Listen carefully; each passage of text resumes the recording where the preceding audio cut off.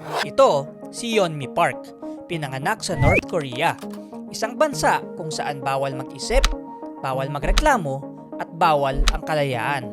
Isang maling salita mo lang, kulong o patay. Noong siya ay 13 years old, tumakas sila ng nanay niya. Tumawid ng ilog papuntang China. Pero imbes na kalayaan, human trafficking ang sumalubong sa kanila. Nagutom sila, nagtago, tiniis ang abuso. Pero hindi siya sumuko. Hinapang nila ang daan papuntang Mongolia hanggang sa wakas, nakarating sila sa South Korea. Doon nagsimula ang bago niyang buhay. Nagtapos ng pag-aaral, natutong magsalita, at unti-unting naging boses upang mamulat ang mata ng mga tao sa dinaranas ng mga taga-North Korea.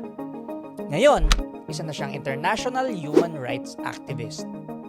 Ang kwento ni Yeonmi ay paalala kung gaano tayo kapalad na mabuhay ng malaya. Follow for more.